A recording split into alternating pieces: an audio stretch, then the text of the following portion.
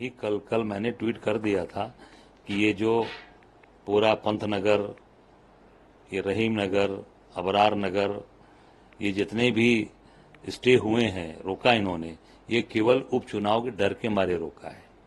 अध्यापकों को जो इनका जो डिजिटल अटेंडेंस था उसको रोका है, स्थगित किया है। सोचिए, स्थगित। अरे निरस्त करिए ना, आप इन चीजों को निरस्त करिए। स्थगित क्यों कर रहे हैं? स्थगित में मतलब लगता है दाल में काला है। ये पूरा पूरा उपचुनाव के मद्देनजर ये सारे निर्णय हो रहे हैं। मैं समझता हूं कि पूरी तरीके से घबराहट, परेशान है। अब ये मंत्रियों की बैठक करें चाहे किसी की बैठक करें, अब जो आरोप लग रहे हैं, इनके ही मंत्री, पूर्व मंत्री ने भ्रष्टाचार का आरोप लगाया, मोती सिंह जी ने, इनके ही विधायक ने इनके ऊपर काम न होने का आरोप लगाया। अभी फिर किसी एक एमएलसी ने भी पत्र लिखा है इनको, जो टीचर्स वाले में, इनके खुद के एमएलसी हैं गोरखपुर के। अभी एक इनके मंत्री ने भी आरोप लगाया। तो मैं समझता हूं कि ये अब कोई भी चुनाव, आने वाला समय कोई चुनाव ये जीत नहीं सकते, क्योंकि जनता अब इनको पेपर लीक वाली सरकार और बुलडोजर वाली सरकार, केवल गिराने, डिस्ट्रक्टिव वाली सरकार इनको मान चुकी है।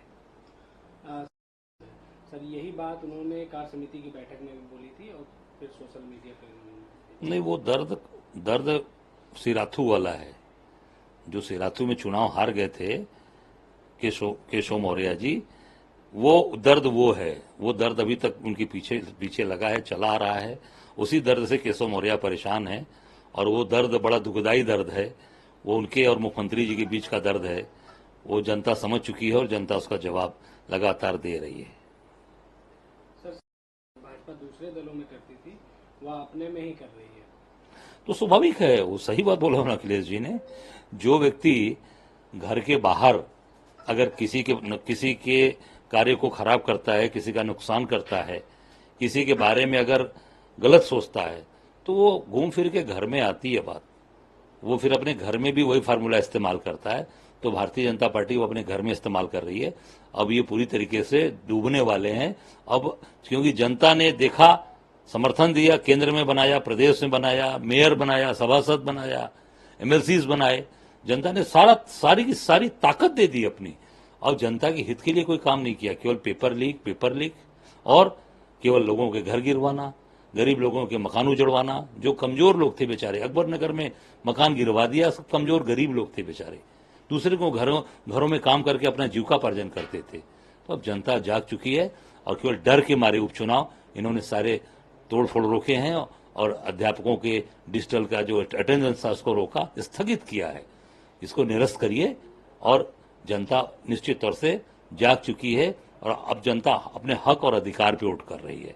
तो जनता इनको हराने वाली है। सर और कल मुख्यमंत्री योगी आदित्यनाथ ने इसका संज्ञान लिया, कहा है कि जिन अधिकारियों ने ये अफवाह फैलाई है, माहौल खराब किया, उनके ऊपर भी कार्रवाई होगी, और तोड़फोड़ की जो कार्रवाई थी उसको भी स्थगित कर दिया है। तो क्या, कैसे देखते हैं सर? देखिए, आपको ये जानकारी होगी कि ये पूरी तरीके से इन लोगों ने जो ये कार्रवाई रोका है, उसका मूल कारण है कि ये पूरी तरीके से उपचुनाव को देखते हुए इन लोगों ने कार्य किया। और आपने देखा होगा कि जब ये मेरा वीडियो जारी हुआ, जब मैंने एक पूरी तरीके से इनको चीजों को जब हम लोगों ने बोला है, तो जब ये जनता जागृत हुई, जनता के सारी चीजें सामने आई, तो मैं समझता हूं उसके बाद फिर ये निर्णय इन्होंने लिया है। और हम सब लोग, वहां के लोग, रहने वाले लोगों के साथ खड़े हैं, पूरी ताकत के साथ उनका साथ देगी कांग्रेस पार्टी। एक एक कार्यकर्ता उनके साथ खड़ा है। सर डिजिटल अटेंडेंस आदेशों तक इसको रोका गया है। देखिए, वही मैंने कहा ना कि वो इसलिए रोका गया है कि वो उपचुनाव है, और उपचुनाव के मद्देनजर ये रोका गया है। और वो केवल इसलिए कि जल्द से जल्द चुनाव बीत जाए, चुनाव का निर्णय आ जाए, तो उसके बाद हम फिर अपनी चीजों को टीचर्स के लिए और तोड़फोड़। ये जो वीडियो मैंने जारी किया था, ये वीडियो है। नमस्कार मेरे साथियों, हम सब कांग्रेस के लोग पूरी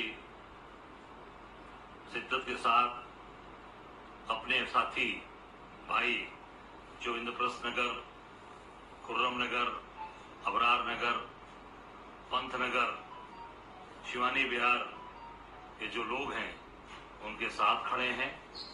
और निश्चित तौर से ये जो बुलडोजर चलाने की सरकार है, जो केवल लोगों के सपनों को, लोगों के अरमानों पर बुलडोजर चला रही है, और जैसा इन्होंने अकबर नगर में किया, हमारे वहां के हमारे भाइयों और बहनों को इन्होंने पूरी तरीके से बेघर किया, और ऐसे ही आगे भी करने की इनकी मंशा है।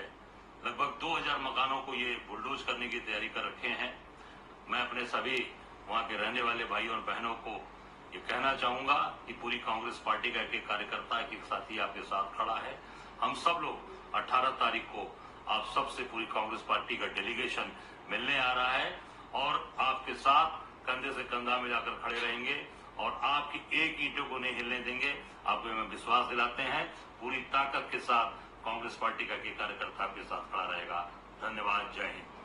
एक ईंटा नहीं हिलने देंगे, मैंने कहा एक ईंट नहीं हिला पाएंगे। ये 1 बज के कुछ मिनट पर हम लोगों ने वीडियो जारी किया। उसके बाद 3 बजे इनका ट्वीट आया होगा, आपने देखा होगा, योगी जी का। तो कांग्रेस पूरी ताकत के साथ खड़ी है। जहां इनका बुलडोजर चलेगा वहां कांग्रेस पार्टी खड़ी रहेगी। क्यों? क्योंकि अत्याचार, अन्याय लगातार ये कर रहे हैं। आप गरीबों को तोड़ रहे हैं, बसाने का काम है। लोग कैसे कैसे घर कमरा बनाता है गरीब आदमी, साधारण आदमी अपने पूरे जीवन भर की कमाई लगा देता है। आप बुलडोजर चला के उसके अरमानों को ध्वस्त कर दे रहे हैं। ये कांग्रेस पार्टी नहीं होने देगी। और ये उपचुनाव के मद्देनजर ही इन लोगों ने हर जगह जो भी ये निर्णय लिया इन्होंने, चाहे वो टीचर्स के अटेंडेंस का मामला हो, चाहे ये जो ये कुकरेल नाले पर तोड़फोड़ की बात हो, ये केवल उपचुनाव। अभी देखिए उपचुनाव की मीटिंग भी आज हो गई। मैंने कल बोला, आज ही मीटिंग हो रही है। ये केवल हर नफे नुकसान की वजह से सारे निर्णय लेते हैं। लोगों के हित में, लोगों के भविष्य के लिए, उनके आगे के लिए, बच्चों के लिए उस पर निर्णय नहीं होता। हमको कितना इसका फायदा नुकसान होगा, निर्णय इस पे होता है। सर क्या लगता है जो बीजेपी के बगावती इसलिए दे रहे हैं कि देख रहे हैं कि कल विधानसभा में जनता दौड़ा लेगी। हारने वाले हैं, लोकसभा हारे नहीं, इनके बड़े बड़े नेता हार गए। मोदी जी कैसे बनारस में बच बच के निकले हैं, बच बच के निकले हैं, और पूरी संसाधन ताकत लगाने के बाद 5 लाख से जीते थे, कहते थे 10 लाख पार, 1,52,000 पे आ गए। पिछली बार जितना वोट पाए थे उससे 65,000 वोट कम इस बार मिला है। ठीक है, तो जब मोदी जी फंस गए थे तो बाकी लोगों की कोई बात ही नहीं है, तो सबकी हवा खराब।